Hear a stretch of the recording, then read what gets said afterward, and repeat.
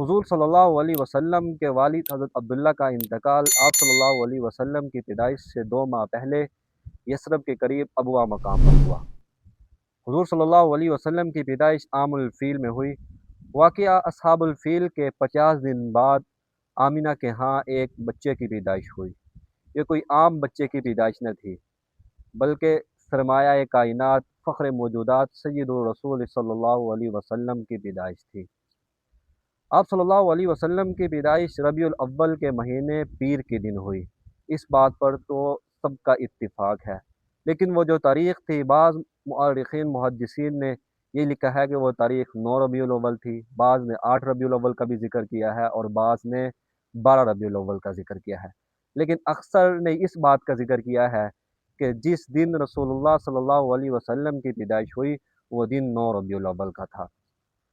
आप सल्लल्लाहु अलैहि वसल्लम की पैदाइश जिस दिन हुई, हज़रत हस्सान बिन साबित रज़ियल्लाहु अन्हु फरमाते हैं कि उस रात यसरब के कबीले से एक यहूदी बाहर आया और उसने ऐलान कर दिया, ए यहूदियों इकट्ठे हो जाओ, ए यहूदियों इकट्ठे हो जाओ। जब सब यहूदी इकट्ठे हो गए, फिर उसने कहा कि आज नबी आखिरुज़्ज़मान की विलादत हो गई है।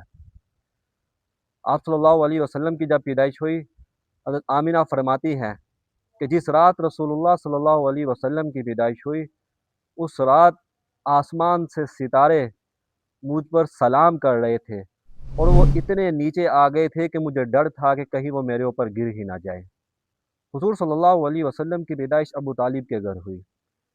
जब अब्दुल मुत्तलिब को आपकी पैदाइश की खबर पहुंची, वो दौड़ते हुए गए, हुज़ूर को उठाया और बैतुल्लाह में जाकर तवाफ़ के चक्कर लगवाए और उस वक़्त आपका नाम मोहम्मद रख दिया। लोगों ने पूछा कि आपने इस बच्चे का नाम मोहम्मद क्यों रखा है? क्या वजह है इस बच्चे का नाम मोहम्मद रखने की? तो अब्दुल मुत्तलिब ने कहा कि मैं चाहता हूँ कि अल्लाह के नाम के बाद दुनिया और आसमान में इस बच्चे मोहम्मद का नाम लिया जाए। तो इसी तरह ही हुआ। अल्लाह रब्बुल इज़्ज़त ने कुरान में फरमा दिया कि वरफ़अना लका ज़िक्रक, ए महबूब हमने आपके नाम को, आपके ज़िक्र को बुलंद कर दिया। अरब के रवाज के मुताबिक हुज़ूर सल्लल्लाहु अलैहि वसल्लम को दूध पिलाने की ज़िम्मेदारी बनु साद कबीले की एक खतून हलीमा सादिया को दी गई। जब वो आपको लेकर जा रही थी, उस वक़्त ऐसी करामात और बरकतें ज़ाहिर हुई जो उससे पहले ना हुई थी। एक तो ये कि हलीमा सादिया की ऊँटनी लागर और कमज़ोर थी और वो काफ़िले में सबसे सुस्त चलने वाली थी। लेकिन जब रसूलुल्लाह सल्लल्लाहु अलैहि वसल्लम को वो अपने कबीले की तरफ लेके जा रही थी, वो ऊँटनी सबसे ज़्यादा तेज़ चलने लगी, हत्ता कि उसने काफ़िले वालों को सबसे पीछे छोड़ दिया। और दूसरी करामत ये ज़ाहिर हुई कि हलीमा सादिया के घर में जो बकरियाँ थी, वो बकरियाँ दूध नहीं देती थी। लेकिन जब रसूलुल्लाह सल्लल्लाहु अलैहि वसल्लम को अपने घर में लेके गई, उन बकरियों ने इतना दूध देना शुरू कर दिया कि घर के सारे बर्तन जो थे वो भर गए। जब आपकी 2 साल की मुद्दत मुकम्मल हो गई, तो हलीमा सादिया ने करामात और बरकतों को देखकर इस बात का फ़ैसला किया कि मैं इस बच्चे को अपने पास और ठहराती हूँ। चुनांचे वो अब्दुल मुत्तलिब और आमिना के पास गई और जाकर इस बात की गुज़ारिश की कि इस बच्चे को मेरे पास आप और ठहरने दीजिए। उन्होंने इजाज़त दे दी। चुनांचे हलीमा सादिया हुज़ूर सल्लल्लाहु अलैहि वसल्लम को वापस अपने कबीले ले आई। जब आपकी उम्र 4 साल हो गई, उस वक़्त एक ऐसा वाक़या रूनुमा हुआ कि हलीमा सादिया देखकर परेशान हो गई। 4 साल की उम्र में हुज़ूर सल्लल्लाहु अलैहि वसल्लम अपनी रज़ाई बहन शैमा के साथ बकरियाँ चराने के लिए जा रहे थे। अचानक 2 आदमी आए, उन्होंने हुज़ूर सल्लल्लाहु अलैहि वसल्लम को लिटाया। शैमा ये देखकर परेशान हो गई और वो दौड़ती हुई हलीमा के पास आई और आकर ये वाक़या बताया। हलीमा काँपती हुई आप सल्लल्लाहु अलैहि वसल्लम के पास गई, तो देखा रसूलुल्लाह सल्लल्लाहु अलैहि वसल्लम ठीक हालत में उधर मौजूद थे। उन्होंने आप सल्लल्लाहु अलैहि वसल्लम से वाक़या पूछा कि क्या माजरा हुआ था? तो आपने फरमाया कि 2 आदमी मेरे पास सोने का कश लेकर आए जो बर्फ़ से भरा हुआ था।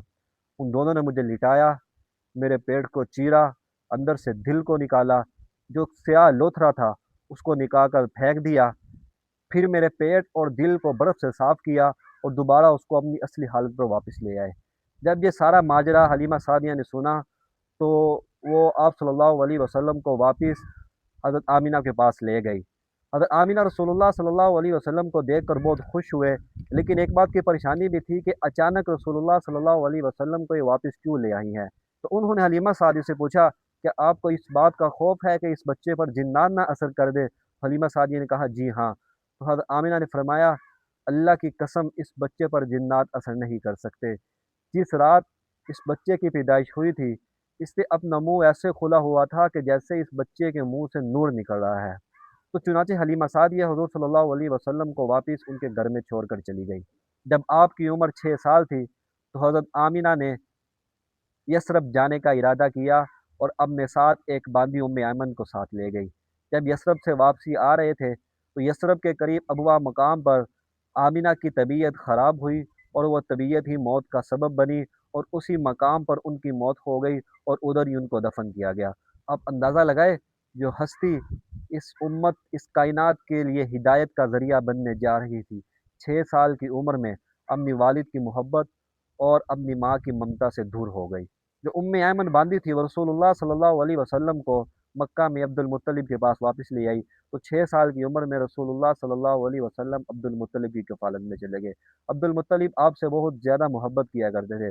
عبد المطلب کی ایک چادر تھی جو بیت اللہ کے گرد بچھائی جاتی تھی، اور اس چادر پر عبد المطلب کے علاوہ کوئی نہ بیٹھتا تھا۔ ایک مرتبہ بیت اللہ کے گرد وہ چادر بچھی ہوئی تھی تو آپ کے تمام چچا بھی وہاں موجود تھے، تو آپ صلی اللہ علیہ وسلم عبد المطلب سے پہلے اس چادر پر جا کر بیٹھ گئے۔ تو چچاؤں نے آپ صلی اللہ علیہ وسلم کو وہاں سے ہٹانے کی کوشش کی تو عبد المطلب نے کہا کہ اس بچے کو یہاں سے نہ اٹھاؤ، بلکہ یہ بچہ جو ہے بہت زیادہ برکتوں والا اور بہت زیادہ صفات کا حامل ہے۔ 8 سال کی عمر میں حضور صلی اللہ علیہ وسلم سے محبت کرنے والے دادا، ان کا بھی انتقال ہو گیا۔ آپ صلی اللہ علیہ وسلم اپنے چچا ابو طالب کی کفالت میں چلے گئے۔ اسی طرح 8 سال کی عمر میں رسول اللہ صلی اللہ علیہ وسلم کو اپنے چچا کی صورت میں ایک مربی نصیب ہوئے۔